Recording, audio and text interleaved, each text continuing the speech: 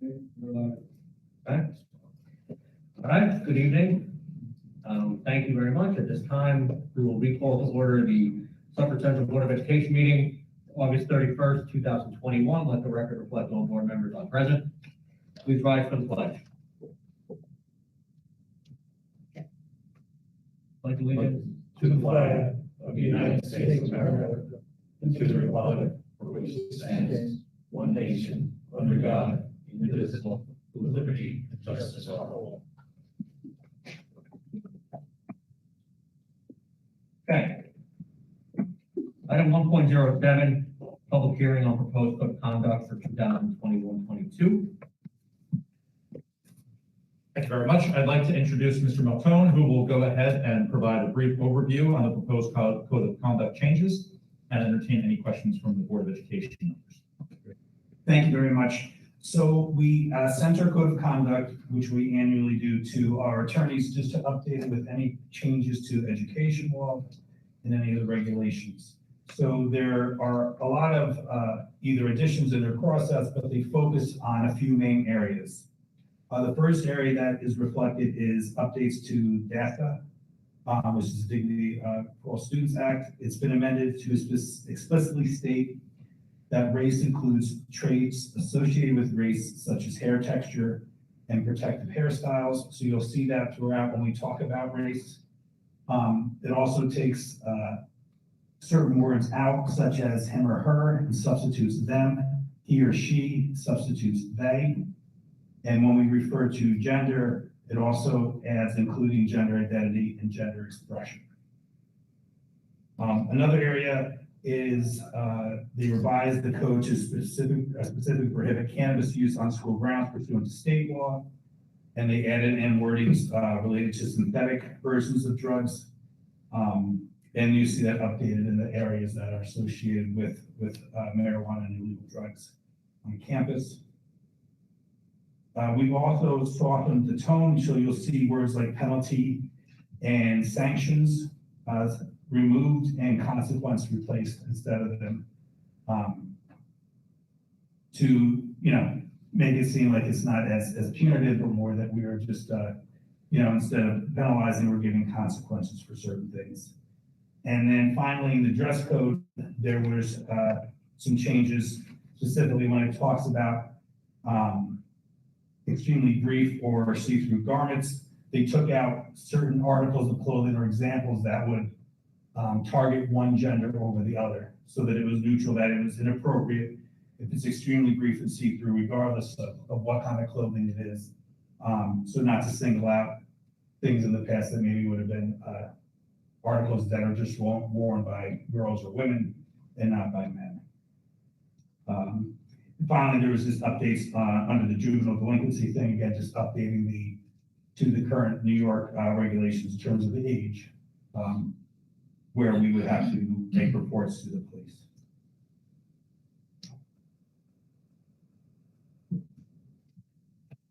Thank you very much. I'd like to also just indicate that the policy committee has reviewed the code of conduct changes as well. We had a discussion about that earlier today, in fact, and the committee is poised to present this as an action item later today. This evening, I should say. So are there any questions for either a policy committee member or Dr. Gunderson or Mr. Matone about any of the proposed changes to this code of conduct? I have some questions and comments. Okay. So first, thank you to Mr. Matone and also to the policy committee for putting this together and making these updates. My first comment is about section 5300, section 30, which is titled Prohibited Student Conduct. And under subsection E, subsection 17, it refers to possession of a forged instrument. I did not see a definition of forged instrument anywhere in this particular subsection or in section 5300, including in 5310, which is where the definitions are located. So I would suggest that those be included so that people are put on notice as to what is meant by a forged instrument. Are we talking about like a forged check, a counterfeit bill, a fraudulent note from a parent or a doctor or a teacher or anything along those lines. So people know what the school is considering subject for consequences. I also would suggest adding the word knowing possession of a forged instrument, not just possession of a forged instrument, because a student who is knowing versus one that's unknowing, I would think would be differently situated and probably treated differently. And the reason I would suggest the word knowing is because that would make it consistent with section 5300.35, reporting violations, which explicitly refers to students who are prohibited from knowingly making false statements or knowingly submitting false information to school staff during a disciplinary process. So there would be some consistency there. My second set of comments refers to point 60, student searches and interrogations is the title of that section.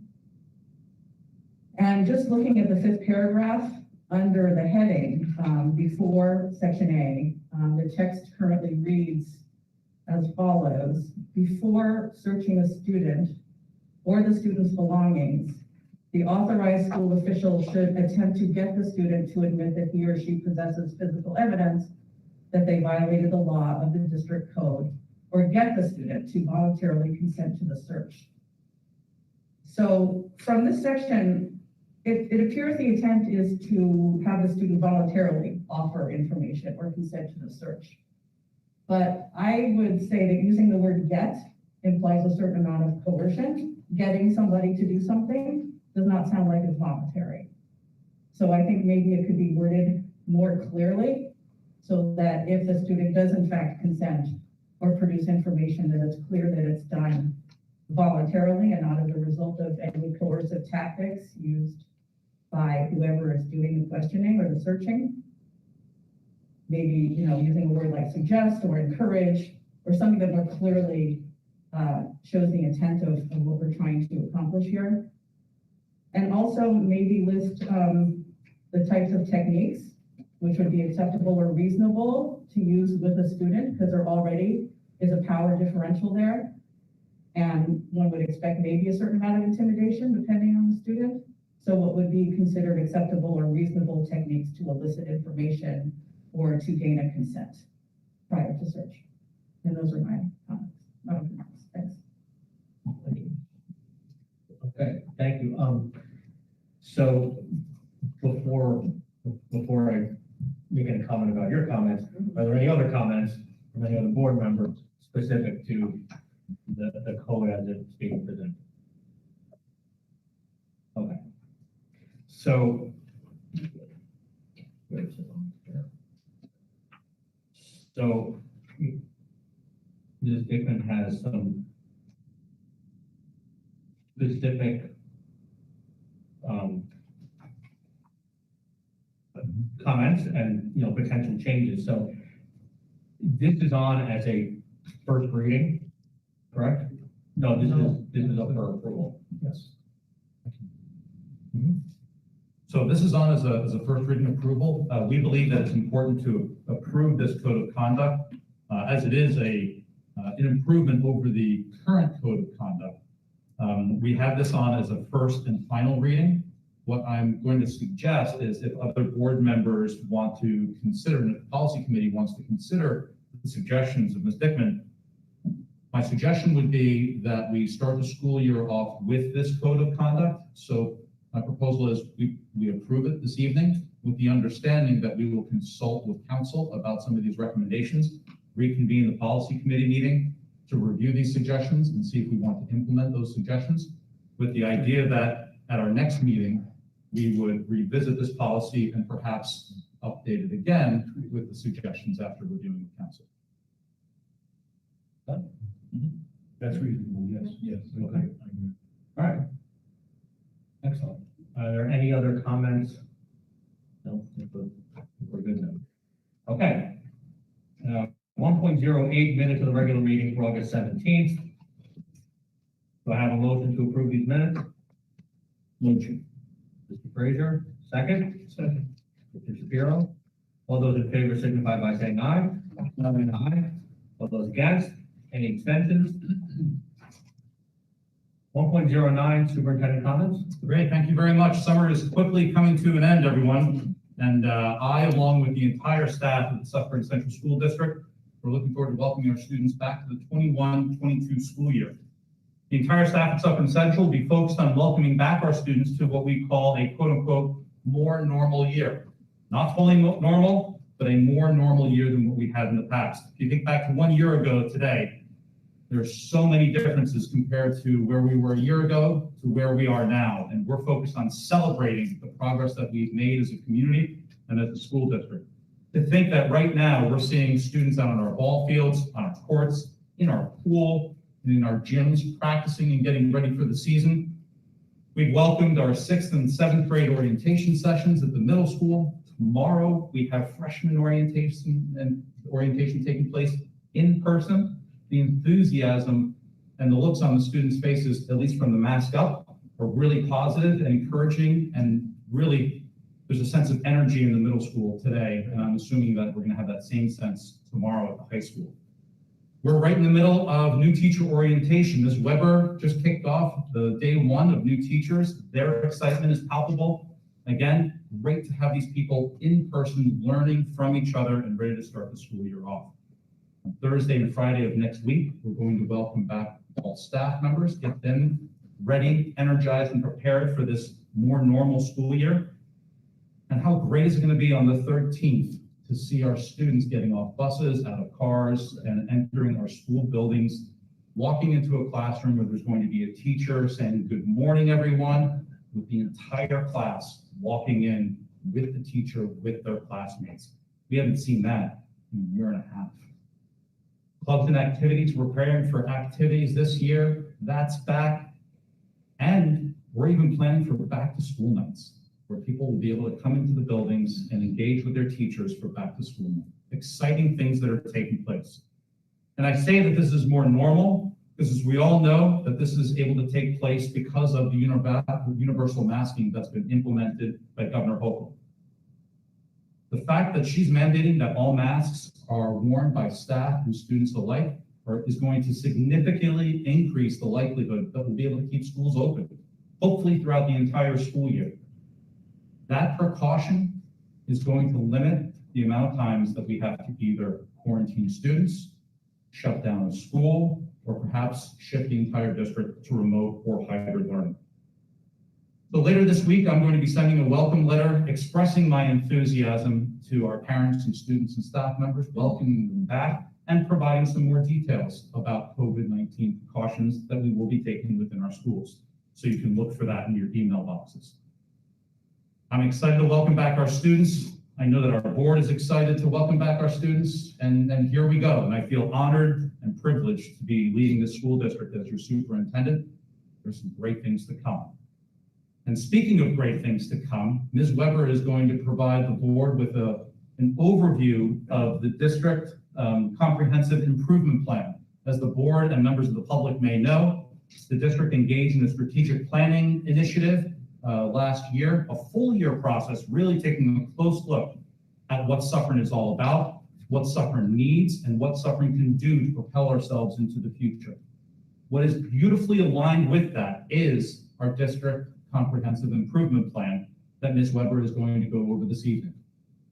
Ms. Weber, I'm going to turn it over to you. We are presenting, yes.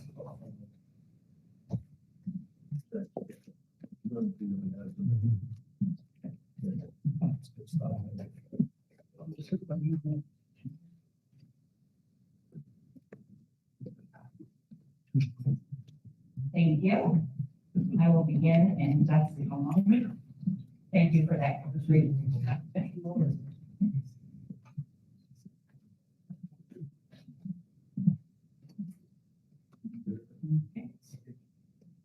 So as Dr. Anderson stated, our DCIP, our District Comprehensive Improvement Plan, really comes right out of our strategic plan. And so I'm going to talk about that tonight, and also how we're using both of those documents to influence our CSIPs, which is our comprehensive school improvement plans that each of our buildings put together. So first I'm going to talk a little bit about the district, how this plan comes to be and why we have one. The DSIP is part of the New York State process, which complies with the federal government's Every Student Succeeds Act. So this federal government several years ago passed the Every Student Succeeds Act, also known as ASSA. There's an accountability measure to that. New York State then takes that plan and customizes it to New York State.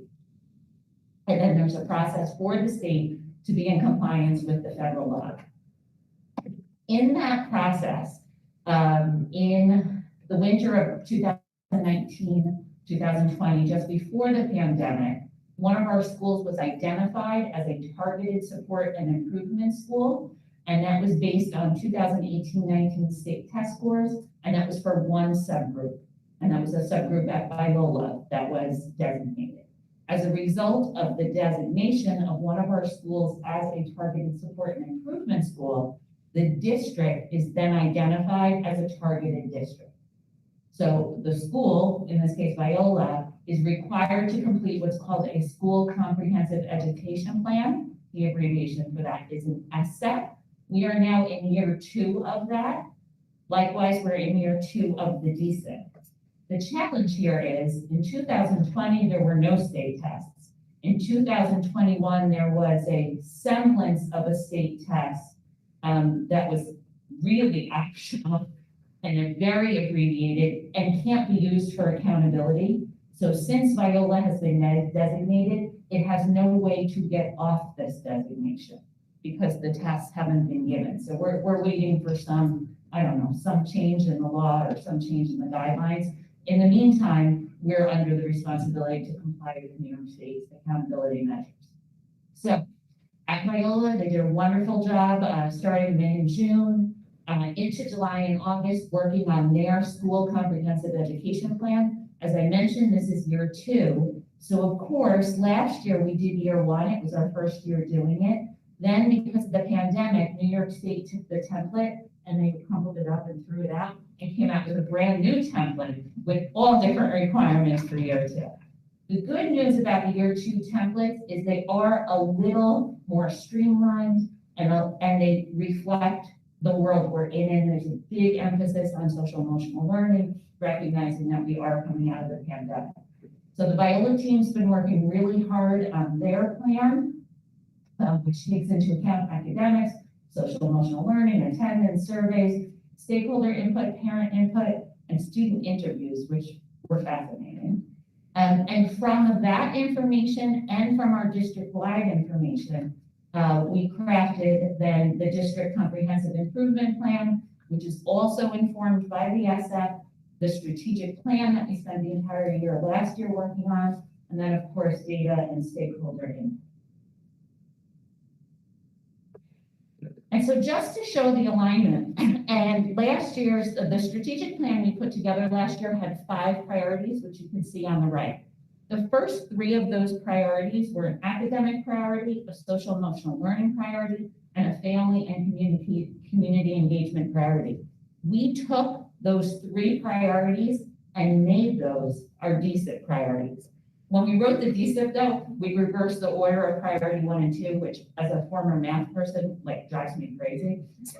That's why the arrows are there, are just to align the order so that they're in the right order with the strategic plan. So literally we took the 5 components of the strategic plan, we took 3 of them and used them to form the DSIP. The language for the priorities is the exact language that we took out of the strategic plan. And so you can see that here. This is taken right out of our strategic plan. The priority is kind of the overarching statement, a commitment statement, taken in the top dark blue section. And then as part of the plan, we talked about as part of the strategic plan, we talked about how we would measure our progress. And we took some of those components and turned them concretely into our DSIP strategies.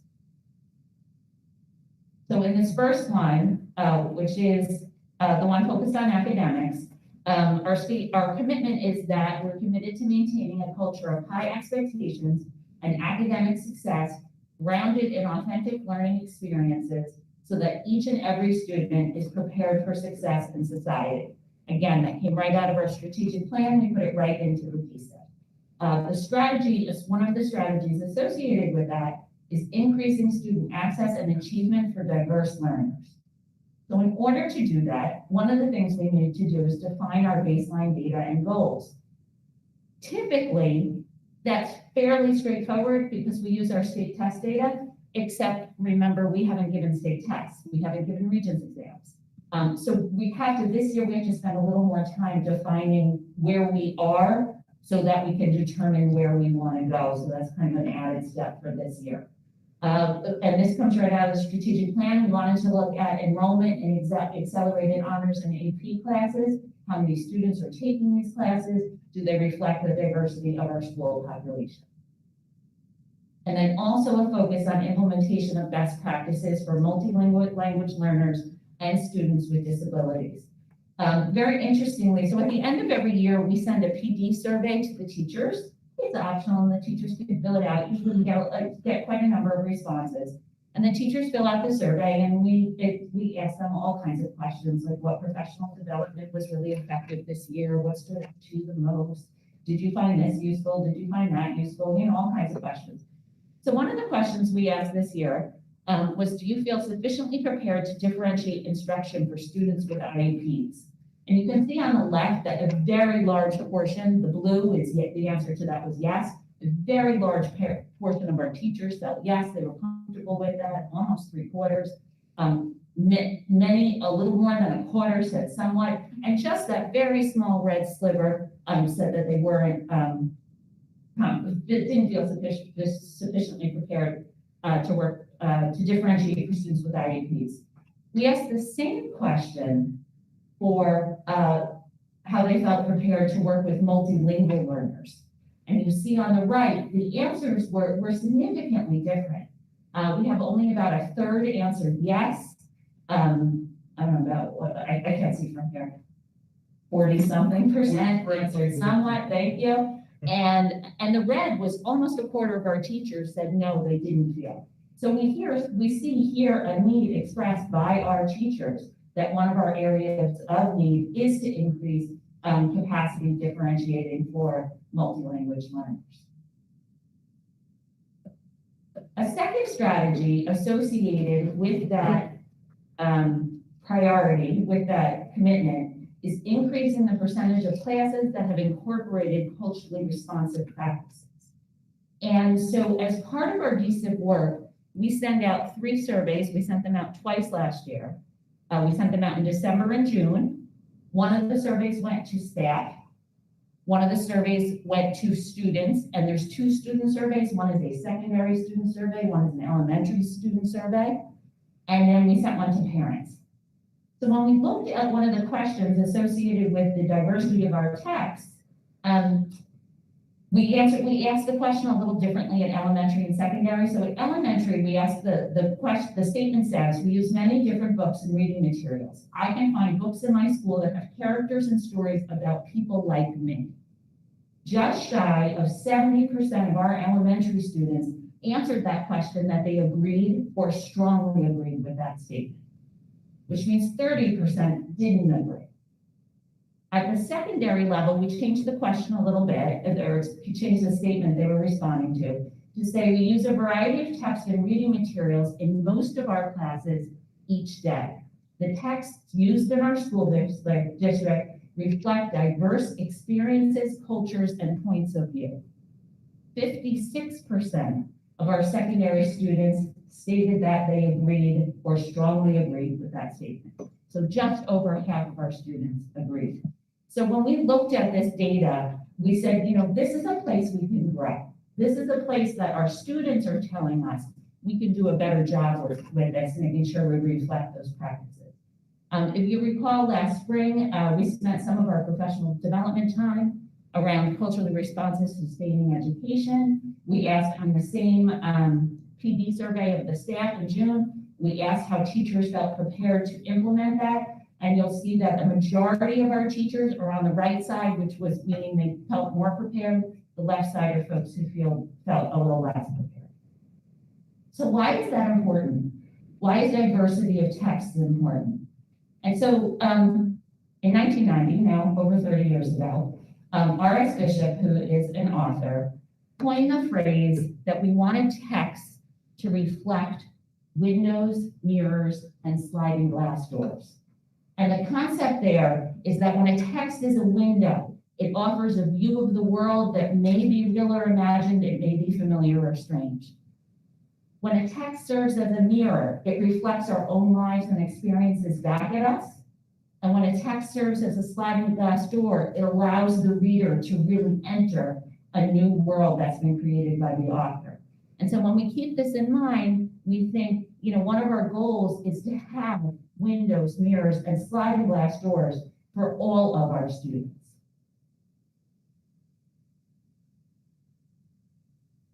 So moving along now to our second priority, which is around social emotional learning. Again, we took it right out of the strategic plan. We took the priority out of the top.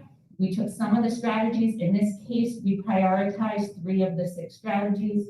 If you recall from the strategic plan, it's a 5-year plan, which means you can't attack everything at once. Like you can't just can't prioritize everything in year 1. So we took off 3 of the priorities to develop our strategies. And those priorities were increasing the percentage of, let me go back for a minute and just read the priority clearly. We're committed to ensure that all students feel emotionally supported while also developing the resiliency and strength of character necessary for lifelong success. And this really encompasses our work around social emotional learning. We want to increase the percentage of students who report feeling welcome at school. This question was only asked on a secondary school, and this was asked in June of 21. 65% of our students responded that they agreed or strongly agreed, which, considering the environment we were in June of 21, is pretty good. But we want to make sure now with our return to more normal, we want to make sure that the number is even higher. We also want to look to increase the percentage of students that report having at least one adult they feel they can talk to at school. On our secondary survey, in June of 21, 77% of our students said that they agreed or strongly agreed with that statement. Honestly, that's remarkable, considering how many of our students had not stepped foot in our buildings in over a year. That is, it's a kudos to our staff and all the efforts we have made. At the same time, almost a quarter of our kids didn't feel they had that. So we want to make sure with our return that we're doing that for our students. On the same staff survey, we asked our staff about implementing the Yale EI ruler tools into their curriculum. You'll see here, I think 4 was all the time, 3 was most of the time, 2 was some of the time, and 1 was never or almost never. So the bulk of our staff was in that some of the time. Yale EI ruler is our social emotional learning program that we use. We definitely want to shift that to the right so that our staff is comfortable using it more often. And our third priority around family and community engagement, again, our priority came right out of the strategic plan, and we prioritized 2 of the measures to evaluate our progress in this first year. We're committed to providing families with frequent, purposeful, and proactive 2-way communication and engagement with families and community members. We want to increase the percentage of parents and families who report feeling connected to their child's school. Overall, as a district, and this is a combination of elementary and secondary, just shy of 60% of our families stated that they agreed or strongly agreed with a statement that they felt connected to their child's school. Again, pretty decent number considering we were in a pandemic and hadn't been in school, but definitely shows room for growth. And then the second strategy we want to look at is increasing the percentage of families responding that teachers contact them not only in times of concern. And you'll see there that the number is below 50%. It was actually, and that's a district-wide number, elementary and secondary. In fact, it was the only number on the entire survey that families answered that fell below 50%. So that's something we want to let teachers see as reaching out to parents. So that's definitely something we think there's a lot of room for growth there. And part of it is just being clear about what we're talking about, just clarifying. So we want to pay some attention to that. So in the DSIP plan that appears as the action item, this is the basic format of it. There's a priority across the top, there's a strategy, there's methods, which lists, not in great detail, but in general terms, how we're going to do that, how we're going to determine if we're being successful, and whatever resources we might need to accomplish these strategies, and the details are all in the attachment. And then the second part of the template talks about how we measure success. What are we going to look at? You see, we've used as our baseline, we've used some of our survey data, we've used surveyed staff, students, parents, we've used the PD survey. Embedded in the academic data is much more of sort of the typical data of test scores and things like that, with the caveat that this year we need to recalibrate some of that because in many cases the test scoring data were taken.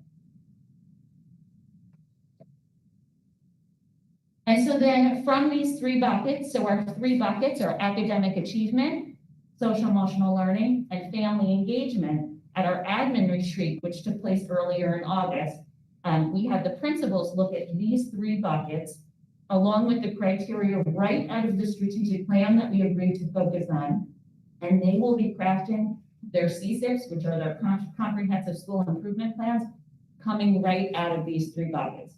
The one exception is the Viola SSEP, because that does have a different template that's required by New York State, but the other 6 buildings will all be using this as their template for their CSIPs, which typically we share later in the school year, usually in the late fall.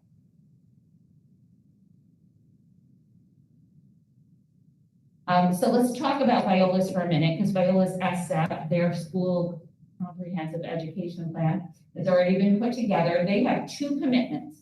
So their 2 commitments, which largely came out of their data and their student interviews, were to foster a positive experience within the school community by providing opportunities to build friendships, memories, and engagement with learning. They look to create a welcoming, affirming, and safe environment for all students, and to develop and sustain authentic and meaningful relationships through collaborative opportunities and student interest. You can see they use different words, but they're very much in line with the district DSIP. Their second commitment is increasing emphasis on connecting the curriculum to life beyond the walls of the school, and they're looking to do that by promoting the school's mission and vision in the community and through authentic learning opportunities. And when we have the presentations for the CSIPs, Principal Dress will also be here to share the SF and the process, which was really, a lot of kudos to the Viola team for their commitment, the parents who participated in the parent interviews, the teachers, and really the students really did an amazing job and shared some really insightful experiences that they've been through, the last couple of years and what they want from their school. And so a lot of this was largely based on that input. So another piece of good news is, along with being a target district and a target and a TSI school, the state actually does give us some money to go with that. So for the target district, they do give us $50,000, and for the target support and improvement school, they give us $75,000. So that money, that total of $125,000, will be spent on a variety of things. The largest chunk of it will be with PLC Associates, which is the consultant we use to build these plans, to support us in this work, and they provide a very significant portion of our professional development around these goals.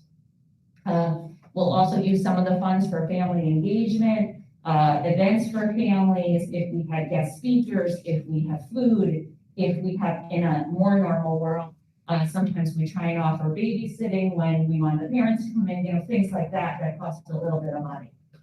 So we can use some of the money for that.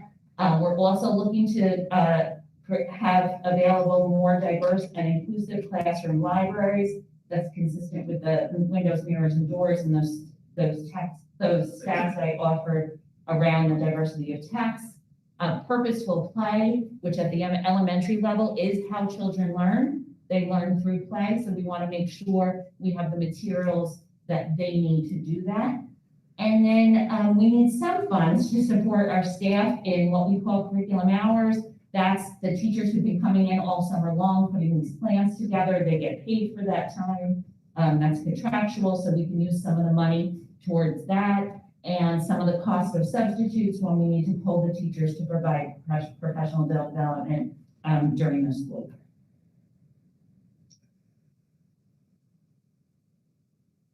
Questions?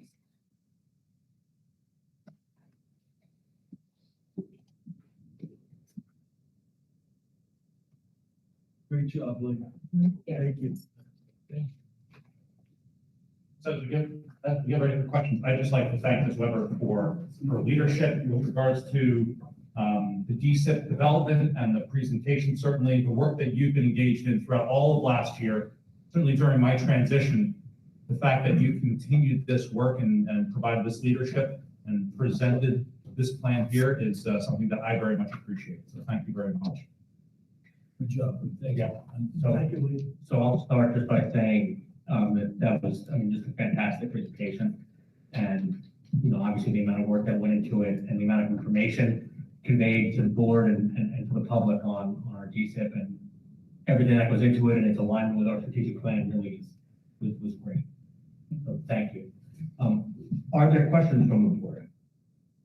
I have a question. What was the overall response from the families for the June family engagement survey as far as what percentage of families responded, if you know? I don't have it off the top of my head, but I can definitely get it to you. I will say it was pretty high. And also I just wanted to say thank you. It was really just an excellent, interesting presentation, and it's nice to be able to talk about something other than COVID restrictions and plans for the year. And I also really like the part that you talked about, the text of the windows and the mirrors and the sliding doors. I know that in this community, there are many who would like to see librarians put back in the elementary schools. And it would be great to be able to direct some of those funds toward true librarians to bring in some of those texts and really expand the type of literature that's available to the kids. So thank you. Yeah, I definitely agree with that. Absolutely. Get the librarians back in. Any other questions? Comments, anything? And just a comment to say, thank you, great presentation. It's eye-opening to see the results that came from this. So, thank you. Also like to say, Lee, thank you. A lot of positive vibes coming from you and also coming from the presentation itself, so perfect. So can I get a sliding door?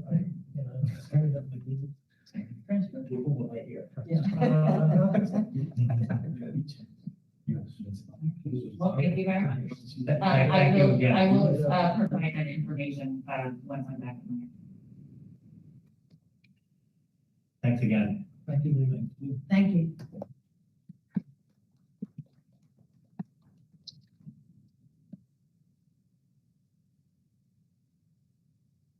Okay, 1.10, public participation. This is the first public participation segment. This is for action items only.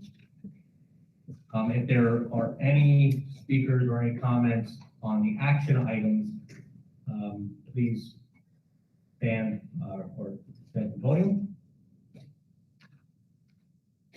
Okay, seeing as there are none, we will close this portion of the meeting. We will move to action items. So we have action items 2.01 through 2.09.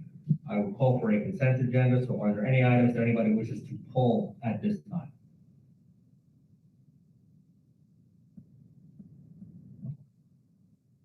Okay. All right, then we will have a consent agenda for 2.01 through 2.09. Do I have a motion? Motion. Mr. Donnelly, second. Second. Mrs. Hodge. All those in favor signify by saying aye. Aye. Aye. All those against? Any abstentions? Thank you all very much. Okay, 5.01, the Audit Committee update. So I'm going to give an update on a meeting that we had last week. So we had an Audit Committee meeting on Monday, August 23rd. It was the Audit Committee, which is myself, Mr. Frazier, and Ms. Dickman, accompanied by our auditor and several staff members, including Mr. Schlicka, Dr. Gunderson, and Teresa. And, you know, we kind of went through what it means to be in compliance and what it means to, you know, do the audits that are required of our district every year. You know, last year was a difficult year, and, you know, I can only recall having one audit meeting at the beginning of the year, and then, you know, due to COVID and other situations, you know, we really didn't meet all that much. So I just wanted to go through some of the highlights and just explain what we're doing. We need to, well, separate from the internal audits, which we need to assign for our auditor to do, there's a timing that's going to happen for the audit. I'll run through that, you know, quickly. They're currently going forward with their traditional audit. Field work has already started. We have a meeting, another Audit Committee meeting on September 29th, where we will review the audit findings, and they will be presented to the board as a board presentation at our next meeting after that, which would be October 5th. So on October 5th, the board will be presented with the audit. It gets uploaded to the state on October 15th. Now, in regards to the internal audit, we need to not just pick an area for this year, for 21-22, but we are behind in our internal audits. And we actually need to assign internal audit areas for school years 2019-20 and 2021. So, you know, that's not something that the Audit Committee makes the decision on. I mean, the committee is here to make recommendations. So that's why we bring it here to the board. And, you know, we look at areas, for example, like facilities or extra class activities, payroll, fixed assets.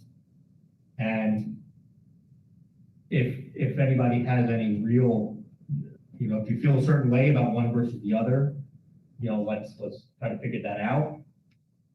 You know, it's important to audit the things that are, you know, that have to do with cash or that have to do with payroll.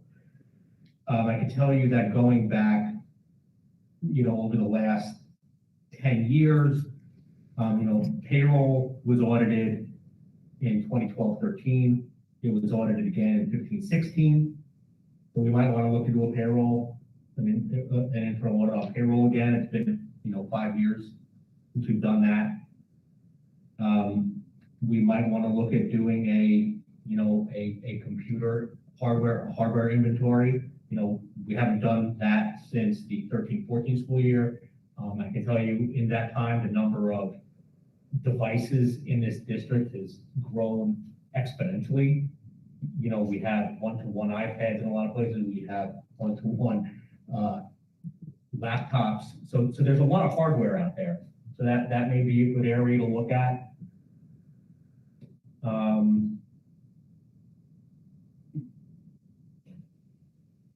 You know, one of the, you know, we're coming up on 8 years of the last time we did the fixed assets. We did extra class recently. We did facilities recently. So I'm going to sort of let all that information sit out here and get some feedback from anybody who has any. Yes. Okay, so there seems to be three that you've highlighted: payroll, tech, hardware. Right. And whatever the third one was, from my memory is, but, you know, anything that's more than 4 or 5 years old, or 6 years old, whatever, we should be doing again at this point, because times have changed.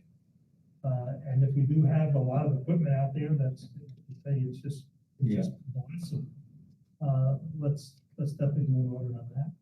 Yeah, I mean, when I looked at our previous, what we had done in past years and realized that we haven't done an internal audit on hardware and, you know, the physical inventories in 7 years. You think about how much our inventory has grown in that time. And of course, the changes that. Yeah. Sure.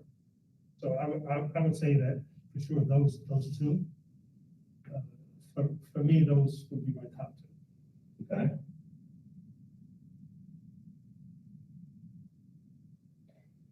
Anybody have any other thoughts?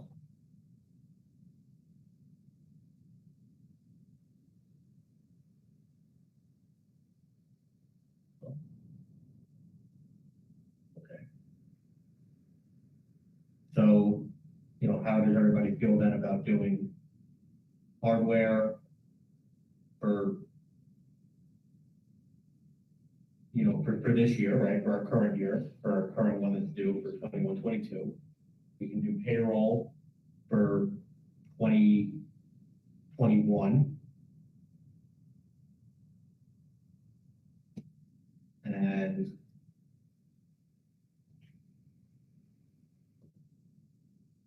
you know, like I said, you know, extra class we did recently.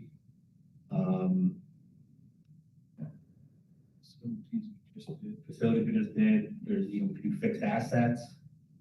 We could do purchasing and accounts payable, cash disbursements. We did that in 16-17, but I think we can do that again. Further outstanding? Well, payroll, the computer hardware and fixed assets would be the ones we haven't done in the longest time. So That makes sense. so if you want to do fixed assets, we could do that. Yeah, I like doing the older ones, I mean, unless there's a reason to. Right. Like when we alerted to something that we need to do an audit to, I think it's a good idea to just bring the older ones back into. Okay.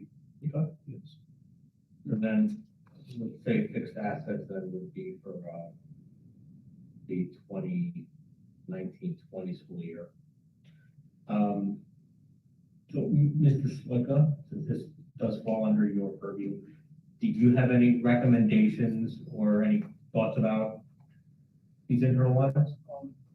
I think the areas that you picked are, I think the areas that you have picked and the way you picked them and the years that you picked are very appropriate. But thank you. I would just say that the computer hardware and fixed assets are one and same. Yeah, Just very similar. realizes that. Well, are they the same, or Yeah. does the hardware relate only to the computer hardware, and fixed assets could be, well, other types Computer of? hardware here are fixed assets. They're part of our fixed assets inventory. If you want to limit the scope of the audit just to fixed assets as it relates to computer hardware, absolutely you can do that. That's not a problem. Okay. So, okay, right, so because the way I was, in my mind, I'm thinking of doing the hardware and then sort of non-hardware fixed assets, which could be equipment. It could And be- you can do that. Okay, Absolutely.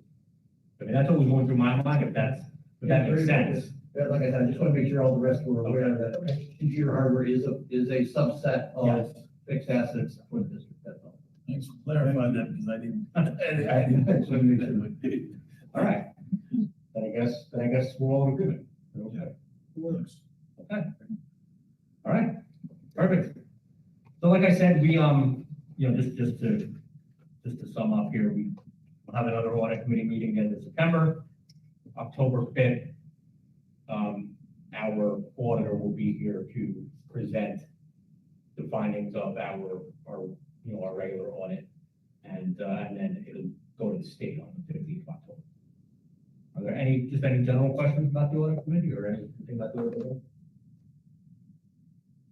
Okay, all right, thank you. 6.01, board member comments. Anybody have any comments that they would like to make? I have a comment. Yes. I just wanted to offer condolences to the family of Jennifer Bonhomme, to her husband Harry, and to her young sons, Harry, James, and Henry, to the R.P. Connor community and to the R.P. Connor PTA. Our parents play such an important role in children's lives and in their education, and using them at such a young age is really very terrible. And also, you know, she was a parent volunteer, and we all know what important work that they do that's not always recognized, and how much better she made R.P. Connor because of her efforts and her contributions there. So I just wanted to offer my sympathy to her family, to her friends, and my thoughts of comfort for them. Thank you. Other board member comments?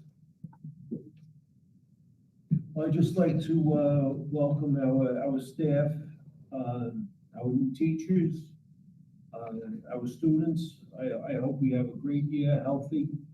And let's just go forward, be strong, be suffering, be mounties, and welcome everybody back. And we're gonna have a great year. Let's be positive. Thank you. Thank you.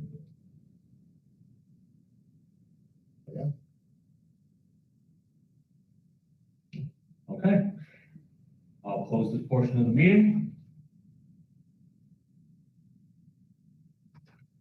7.01, public participation. This is public participation on any district-related business. If you would like to make any public comments, please come to the podium. Be a 3-minute speaking time. State your name, district affiliation.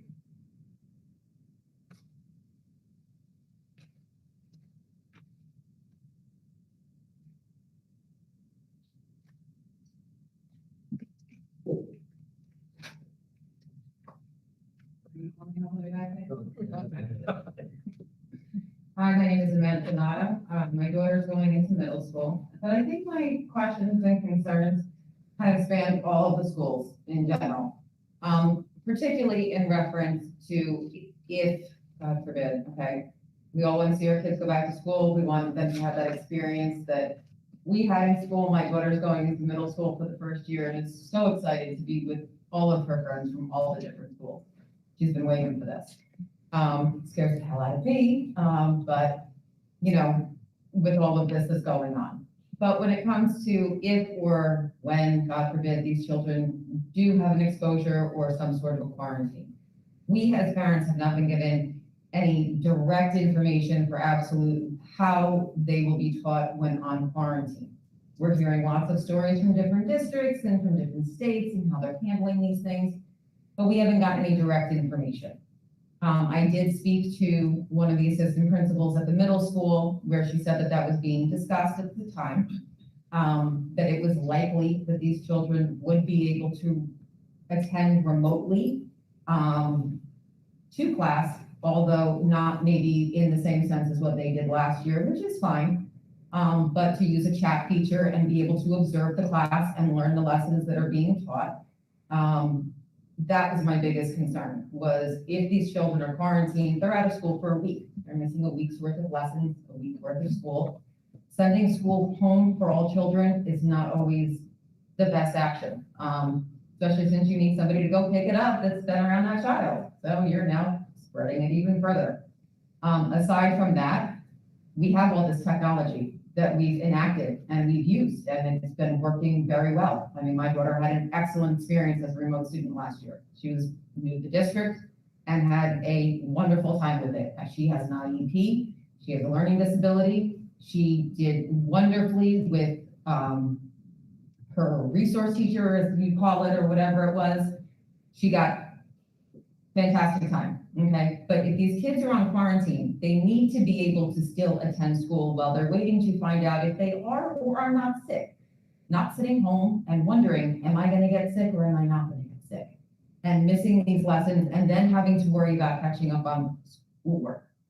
The second half of this, as being discussed amongst parents, is we all urge everyone to stay home when they're sick. Okay, if you're sick, you don't feel well, you stay home, whether you're at work, you're at school, wherever you're going. Don't miss your nail appointment, miss your hair appointment, you don't feel well, stay home, be healthy, keep everyone around you healthy. Well, when that comes to school, if you're staying home, you're not allowed to remote in now from what what we are being, or what we're assuming at the moment. That if you're taking a sick day, if your kid's not feeling well that day, you don't know if they got a cold, allergies, COVID, or what they have. So you're gonna try and be that responsible parent and keep your child home from school and keep all the other children in that school safe. Err on the side of caution. But now they can't remote into school. So now they're missing their lessons for the day. So now you're kind of punishing that child and that parent for keeping that kid home and sending home a lesson and work that they don't know how to do because they weren't there to learn that lesson. So I think it would be important to offer remote learning for children that are home on sick days and not just on quarantine. I think that you're almost encouraging parents to send their children to school sick if you are not offering a remote option for their kids on a sick day. Yes, there are 24-hour tests out there that you can find out if your child has COVID or just a common cold. However, if I keep my child home today and I get a 2 o'clock appointment for a COVID test, it takes 24 hours to come back. That's now 2 o'clock at the earliest. Tomorrow I'm gonna get that result. That's now 2 days my daughter's lost in school, that she's sitting at home and having to play catch up when she could be going to class. And I'm afraid that if you don't offer a remote option for sick days for children, obviously if the child is at home and is that sick, they're not remoting into class and they are taking a true sick day. And it's going to count as an absence for them. But having it count as an absence for them, when you're trying to be proactive and keep your sick child home, because you know what? You don't always have the same symptoms of COVID. You have asymptomatic children, you have, small symptoms, you don't know. It could be a runny nose and they could be running around thinking it's allergies and spreading it around school. We want to keep these kids home when they're sick. But in the same essence, if you're not offering a remote option for them, there's going to be a lot of parents sending a lot of sick kids to school because they don't want their kids to be missing out on school. They don't want to be teaching their kids these lessons that they may or may not understand, depending upon the grade. And they don't want to deal with their kids playing catch up with extra work when they come home. So it's kind of encouraging. It's not encouraging people to keep their sick children home if you don't offer a remote option for sick days. And that is a big concern amongst a lot of parents that we've been discussing and kind of waiting to hear how that's going to work from the district with the information that's going to be coming out. So I really urge you to consider that option for sick days, that the children can still remote into class. We have the technology to do it. Okay, thank you. Thank you.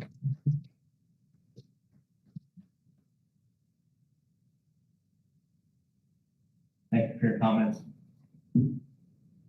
Any other speakers at this time?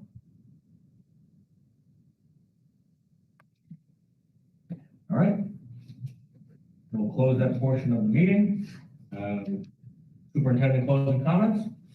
Sure, very briefly, just to follow up on one of the comments that was made. Parents can expect a correspondence to come out from the district on Thursday. I appreciate everyone's patience as we, together with our administrative team, which includes our principals and assistant superintendents, Board of Education, the Suffern Education Association representatives, and our health officials all being consulted and discussing topics such as COVID-19 protocols, including how we educate our students who are going to potentially be quarantined or have COVID. Those are all things that we're finalizing right now. I'm not at a point right now this evening where I can convey all that information, but that'll be forthcoming and expect that on Thursday. So I thank the person I thank you for your comments, and I hope that people will feel free to reach out to me directly if they have questions or concerns about the correspondence that is sent out on Thursday. All right. All right. Thank you. So before we make a motion to adjourn, just to let everybody know, our next meeting is September 14th, which is the day after the first day of school.